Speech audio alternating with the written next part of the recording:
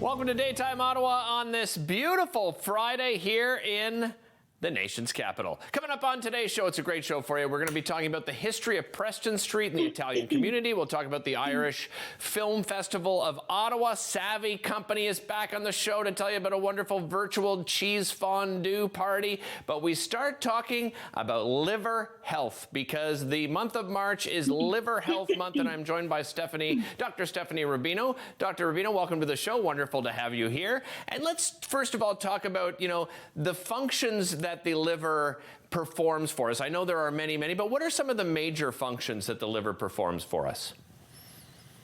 So the liver performs over 500 functions. One of the most important ones, that's all.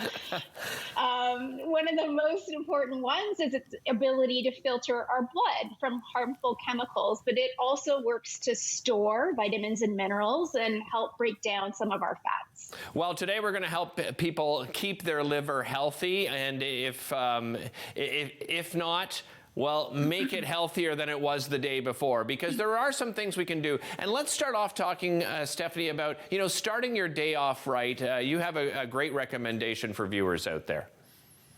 So really easy recommendation is to actually start your day with a glass of warm water that includes the juice of a quarter of a lemon. So this is really great detoxification activity.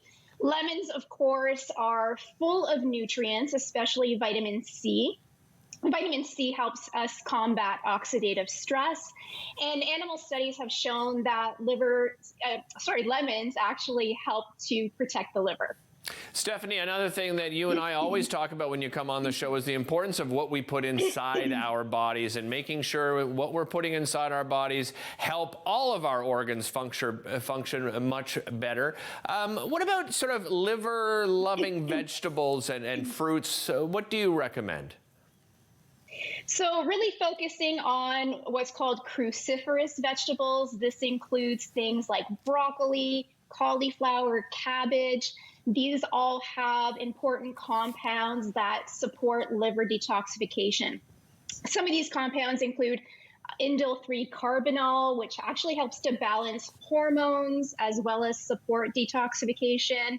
Another compound known as sulforaphane helps to protect the liver. And another great food is actually beets. Beets have a great compound known as betalains, which have antioxidant properties and anti-inflammatory properties as well. So these are great foods you can add to salads, stews, or even smoothies. You've mentioned detoxification a couple of times, so let's stay on that topic for a moment. When it comes to detoxification and, nutrients that are good for us, what other things can you recommend outside of those vegetables we just spoke about? Yep, so lots of other options, and especially if you don't like eating these types of vegetables, you can certainly find those important compounds in supplement form. So this is an option. So going to your local health food store, seeing what they have available to support liver detoxification in terms of supplements. A lot of these supplements are also combined with really important liver herbs. One of the most common one is milk thistle, which has antioxidant and anti-inflammatory properties. Green tea is another great example. I know many people enjoy a cup of green tea every day, and this is really great for the liver. It helps to protect the liver, and it also helps to support our gut. You mentioned milk thistle. That's an interesting one. It's one that my wife has introduced to me, but I am imagining that's not something, milk thistle isn't something we can necessarily get in anything else but, what you just described, actually going to a natural food store. We don't find it in anything else, right? It is its own element. Most importantly, in a tea form or supplement form, that's sort of the best way that you'll find milk thistle. Another one that's very popular, Stephanie, is curcumin, and turmeric for thousands of years has been sort of called this sort of miracle spice, if you will. Tell us what is so great about curcumin that we find in turmeric. So definitely turmeric has a long history of use, known especially for its medicinal properties. The active component of turmeric is curcumin.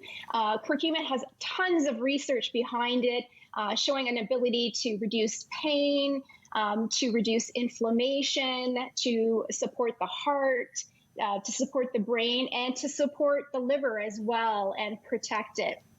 You know, curcumin is a very large molecule, very difficult to absorb.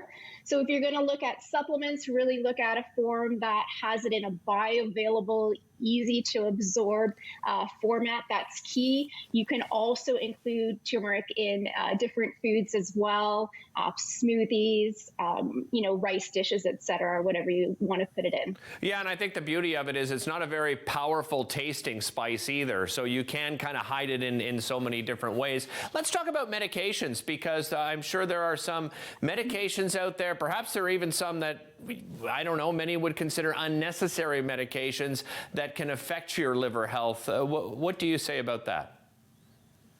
Well, the liver itself, you know, is geared towards helping us process medications and supplements and other chemicals that we might encounter. And it usually does this well under normal circumstances. But if we are using a medication that may not be best for us, or even a supplement, or we're combining different medications and supplements together, then we need to be careful. So if you are looking to introduce a new medication or supplement, definitely talk to your medical doctor, your naturopathic doctor, or even a pharmacist to get some advice in terms of if that would be suitable for you. Stephanie, very quickly, just 30 seconds left here, but I think it goes without saying, obviously, alcohol consumption, moderation more than anything when it comes to your liver health. Absolutely. You know, we again know that the liver is responsible for helping us detoxify alcohol, but moderation is key. So really be mindful of how much alcohol you are taking in. Absolutely. Dr. Rubino, always a pleasure having you on the show. Thanks so much for joining us. Don't go away, because coming up after the break, we're going to tell you about the 7th edition of the Irish Film Festival. We'll be right back after this.